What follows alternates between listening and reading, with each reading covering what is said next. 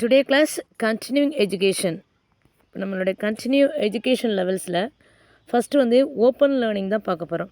Open லேர்னிங்னா ஒன்றும் இல்லை, நம்ம எந்த அளவுக்கு எஜுகேஷன்ஸ் ஃபேக்டர்ஸை டெக்னிக்கலாக கொண்டு வரலாம், அந்த லேர்னிங் நாலேஜை என்ஜாய்மெண்ட்டாக கொண்டு வரதுக்கான ஒரு ஆக்டிவிட்டீஸ் தான் கண்டினியூங் ஆஃப் த எஜுகேஷன். இதில் எல்எஸ்ஆர்டபிள்யூ அப்படின்னு ஃபேக்டர்ஸ் மட்டும் கிடையாது. அதாவது லேர்னிங் அப்படிங்கிறது கற்றுக்கொள்ளுதல் அப்படிங்கிறது நம்ம எழுதுகிறதோ ரீட் பண்ணுறதோ ரைட் பண்ணுறதோ கிடையாது. சில ப்ராக்டிக்கல்ஸ் டூல்ஸை நம்ம யூஸ் பண்ணுறது அப்படின்னு இந்த கண்டினியூ எஜுகேஷனில் சொல்லியிருக்காங்க. ஃபஸ்ட்டு பாயிண்ட் என்ன, ஓப்பன் எஜுகேஷன் சிஸ்டம் நம்ம படிக்கக்கூடிய ஒரு கிளாஸ் ரெஸ்ட்ரிக்ஷன் பாத்தில் இருக்காது, ஓப்பனாக படிக்கக்கூடிய எஜுகேஷன். இது வந்து ஒரு டெக்னிக்கல் எஜுகேஷன். இப்போ நான் உங்களை படிக்கிறேன்னா டெக்னிக்கல் எஜுகேஷனை இது பண்ணி தான் உங்களை ஆக்சஸ் பண்ணுறேன். அப்போ இது வந்து one kind of the advancement of the tools I have used from that, அந்த மாதிரி சொல்கிறாங்க. அடுத்து இம்ப்ரூவிங் லைஃப். இந்த கண்டினியூ எஜுகேஷனுங்கிறது ஒரு சர்டன் டைம் வரை தான் படிக்கணும், பிஎட் முடித்தோன்னே எம்எட் முடிச்சோன்னே முடிஞ்சிச்சு அப்படின்னு இல்லை, நம்மளோட லைஃப் லாங் இந்த எஜுகேஷன் வந்துக்கிட்டே இருக்கணும் அப்படிங்கிறதுக்காக தான் இந்த கண்டினியூ எஜுகேஷன் அப்படிங்கிற ஃபேக்டை கொண்டு வராங்க. இந்த லைஃப் லாங் எஜுகேஷனுங்கிறது என்னென்ன வகையில் அதை ரெப்ரசன்ட் பண்ணுறாங்கன்னா, அட்வான்ஸ்மெண்ட் ஆஃப் த எஜுகேஷன். நம்ம படிக்கிறது ஒரு உயரிய நிலையில் இருக்கக்கூடிய எஜுகேஷனை தெரிஞ்சுக்கணும், ஃபர்தராக கண்டினியூ பண்ணக்கூடிய எஜுகேஷன் வேணும், பர்மனெண்ட்டாக அந்த எஜுகேஷன் வேணும்.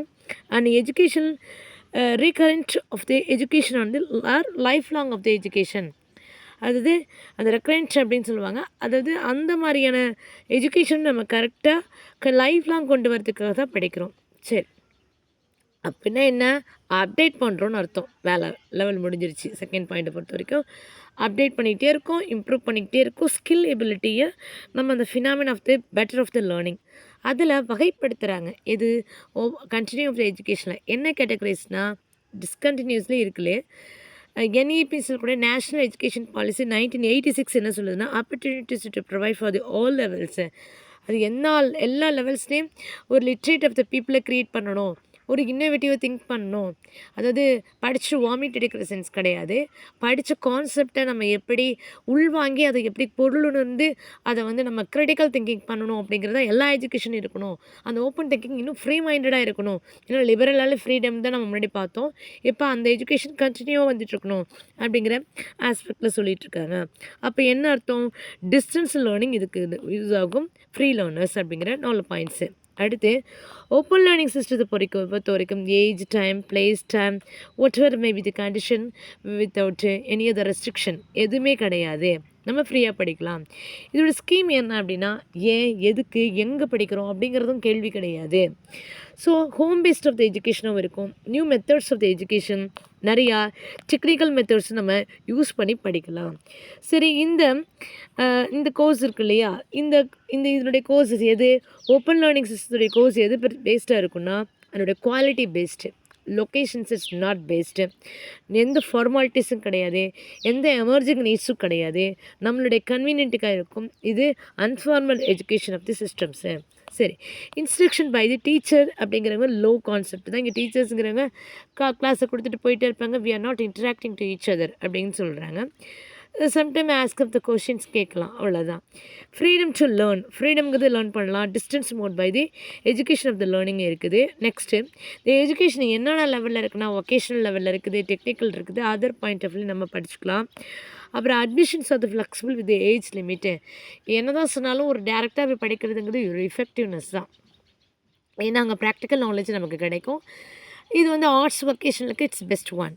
சயின்ஸ் பொறுத்த வரைக்கும் அப்படி கிடையாது. ஸோ ஏஜ் லிமிட்டில் கிடையாது, all ages of the people will read from that. எல்லா பீப்புளும் நம்ம படிச்சுக்கலாம். அண்ட் டீச்சிங் மீடியாங்கிறது radio, television and other of the media of the electronic of the டூல்ஸை நம்ம யூஸ் பண்ணிக்கலாம். அடுத்து இதனுடைய கோல் என்னவா இருக்குது அப்படின்னு பார்த்தா, எந்த ஸ்பேஸும் எந்த டைம் வந்து எங்கே வேணால் இருக்கலாம். இதனுடைய பொறுத்த வரைக்கும் டீச்சிங் நல்ல ஒரு எஃபிஷியன்சியாக இருக்கும், நம்மளோட இம்ப்ரூவ்மெண்ட்டுக்காக உள்ளது, யாரோட ஹெல்ப்பும் இல்லாமல் படிக்கலாம், அது மதிப்பீடு செய்யலாம், எவாலுவேட் பண்ணலாம், ஃப்ரீடமாக படிக்கலாம். அப்புறம் பார்த்தோம் அப்படின்னா எந்த ஒரு பேட்டர்ன்லேயும் நம்ம ஒர்க் பேட்டர்ன்லேயும் படிக்கலாம். லேர்னர்ஸோடைய நீடை பொறுத்து இருக்குது. அடுத்து ஃப்ளெக்சிபிலிட்டியாக இருக்கும், ஃபெசிலிட்டிஸ் ஆஃப் தி லைஃப் லேர்னிங்காகவும் இருக்கும் அப்படின்ற ஒரு விஷயம் இது உள்ளே இருக்குது. நெக்ஸ்ட்டு பார்த்தோம்னா concept of the general education. இப்போ வர பொதுவாக இருக்கக்கூடிய இங்கே ஜென்ரல் எஜுகேஷன் என்னன்னா ரீட் பண்ணலாம், ரைட் பண்ணலாம், ஒகேஷனல் இருக்கலாம், அது மட்டும் கிடையாது. அது எம்ப்ளாய்மெண்ட் ஆஃப் த ஸ்கில்ஸையும் வளர்த்துக்கிற மாதிரி ஒரு ஃபீல் இருக்கிறது. ஸ்பெஷல் இன்ட்ரெஸ்ட் நம்ம எடுத்துக்கலாம். நியூமரிஸ் அண்ட் ப்ளஸ் மேக்ஸ் ஓரியன்டாகவும் நம்ம படிச்சுக்கலாம். சிவிலைசிங், அதாவது நேச்சரை பற்றின சிவிலைசிங் அப்படின்னு சொன்னால் நம்ம நாகரிகமான வாழ்க்கையை நடத்தணும் அப்படின்னு சொன்னால் நமக்கு கல்வி என்பது ஒரு இம்பார்ட்டன்ட் ஃபேக்டர்ஸ் அப்படிங்கிறதுக்காக தான் இந்த ஓப்பன் எஜுகேஷன்லாம் கொண்டு வராங்க. நேச்சுரல் அண்ட் திங்ஸை பற்றியும் இதை அப்படி படிக்கலாம். ஆர்ட்ஸ் இதை படிக்கிறது முக்கிய நோக்கமே அதனுடைய கலை அறிவியல், ஹியூமனிட்டி, ஒரு social science factors, natural science அந்த மாதிரி. ஸோ எக்ஸ்பிரஸ் இந்தியா, அதாவது இந்தியா பொறுத்த வரைக்கும் ஐடியா, ஓகேவா, ஐடியா பொறுத்த வரைக்கும் எதை எக்ஸ்பிரஸ் பண்ணால் ஒரு க்ரியேட்டிவிட்டி. ஏன் படிக்கிறோன்னா நான் க்ரியேட் பண்ணணும், இன்னோவேட்டிவாக திங்க் பண்ணணும், அந்த மாதிரி விஷயத்தில் இந்த NIOS அப்படிங்கிற ஒரு கான்செப்டை ஒரு ஓப்பன் ஸ்கூல் இன்ட்ரடியூஸ் பண்ணுறாங்க. NIOSனால் ஒன்றும் இல்லை, இந்த national institute of the open school. இந்த ஸ்கூலை பொறுத்த வரைக்கும் ஒரு ஓப்பன் ஸ்கூல் தான். இது 1989 ஓப்பன் ஆகுது. அது லான்ச் பண்ணுறாங்க 1989. அது நவம்பர் மாதம். NEP இருக்கு இல்லையா, நேஷ்னல் எஜுகேஷன் பாலிசி 1986 மூலம்தான் இந்த national institute of the open ஸ்கூலை லான்ச் பண்ணியிருக்காங்க. இதோட வியூ என்ன அப்படின்னா ஒரு வொக்கேஷ்னலாக இருக்கக்கூடிய கோர்ஸோ ஒரு என்ரிச்மெண்ட்டாக கொடுக்கணும்.